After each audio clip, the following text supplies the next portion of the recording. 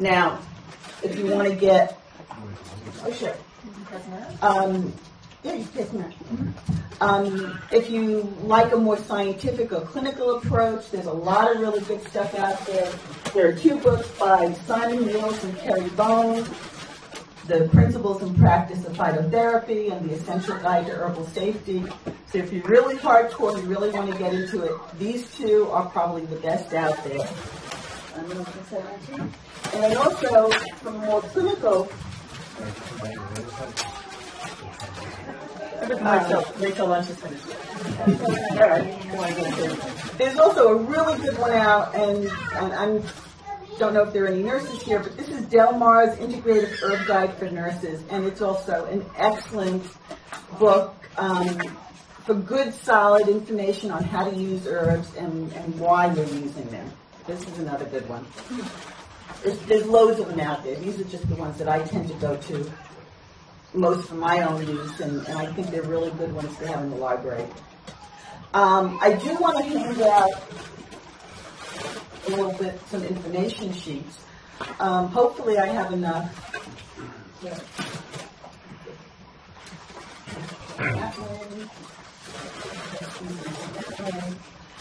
If there aren't enough, I can always bring in more. It's just a little sheet on teas, how to brew teas, and then some sources for bulk herbs. Oh, actually, we're going to talk about that too. There's lots of really good herbal blends, tea blends on the market. Yogi tea has a bunch of really good ones. Stomach ease is one of my favorite. Traditional medicinals is another really good product. A lot of these, I think, are mostly organic. Easy Now is a great blend.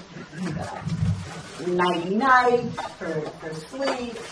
Smooth Move is a nice general laxative. So there's lots of these really good blends on the market. I find that they're a little expensive, where they have most of the culinary herbs and spices. So if you're looking for something and it's not in the culinary section, then you have to go over to the other side of the store and check that one out. The other thing you can do is grow your own. Now, there's a lot of things that you're not going to be able to grow. You can't grow ginger here. You can't grow, turmeric. I have problems growing chamomile. It depends on what kind of space you have. I find also that there are herbs that I can grow here and that I'll use in the summertime, but I have a really hard time drying them or saving them for year-round use. At least my house is probably too dark and too moist, and everything I try to dry tends to get moldy. Not a good thing. So most of the things that I grow, I tend to use fresh in the summer, and then I buy my commercial blends for wintertime use. There are some really good books out on how to prepare your own herbs and how to grow them and how to store them. You feel that. So I'm going to start alphabetically. There's no rhyme or reason. It's just alphabetical. And I'm going to start with chamomile. So this is chamomile, and we use the flowers mostly in the chamomile. It's probably one of the safest, most pleasant herbs. I can't. But really, feel free to take some out, play with it, taste it. Chamomile has a lot of volatile oils, and all of this little information is in the handouts. Smells great. Kind of smells. Okay. Some kind of flowery. Yeah. It's anti-inflammatory. antispasmodic, which means that it can reduce muscle spasms or stomach spasms, which is why it's one of the best herbs if you have a stomach ache. It's sedative, so it can help relax you. Antibacterial. Actually, a lot of these herbs and spices are antibacterial or antimicrobial, which is why traditionally a lot of them are used as preservatives. There's some indication it may help people that suffer from irritable bowel syndrome because it relaxes spasms, indigestion, colic, stress-induced insomnia, helps you go to sleep at night, cramping due to diarrhea. There's some research out there that actually shows it may improve symptoms of anxiety. And it's traditionally known as a children's remedy. So this is one that you can really feel comfortable giving to children. The only issue may be, and I say maybe because I have yet to meet anybody who's actually had this kind of reaction, but if you have a severe reaction to ragweed or those kinds of flowers in the Aster family, you may have a reaction to this plant. So just, you take it with a little bit of caution.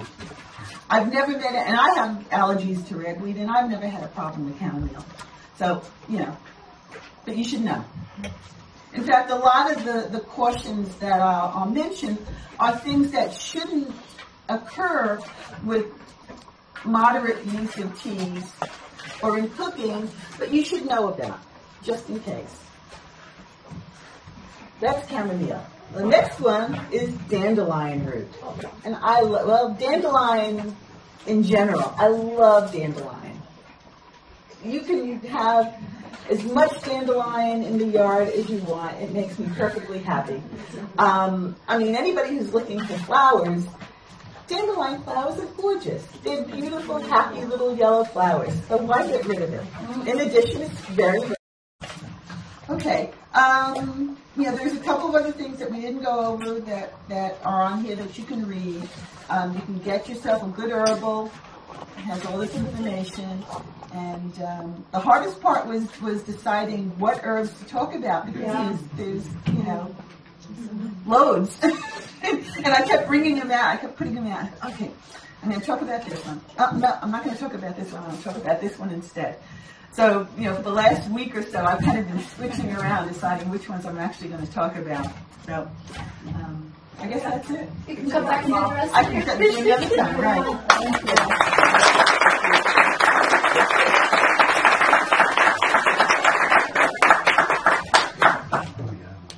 Is coffee an herb or a whatever? Coffee is a bean. Which technically is a seed. Okay. So, most people tend to consider coffee a food, but it also has medicinal properties, so you can consider it an herb too. How long does it dry? Does anybody want to have more lunch? There's more of this food, but we can bring out some more. We really need to use the microphone for anything. Oh, sorry. Go ahead. Give me extra question. Okay. How long do the dried herbs last? Like if you buy a tea, is that already not very potent? There's a number of schools of thought on that. Question? How long do dried herbs last? If you're storing them properly, and I keep my dried herbs in mason jars, in a cool place in the dark, I think they last indefinitely. Susan Weed says, your herbs last indefinitely.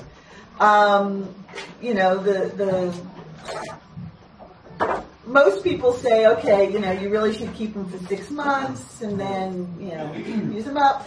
But if you can crumble it up and it still has a scent or a taste, it's probably still good,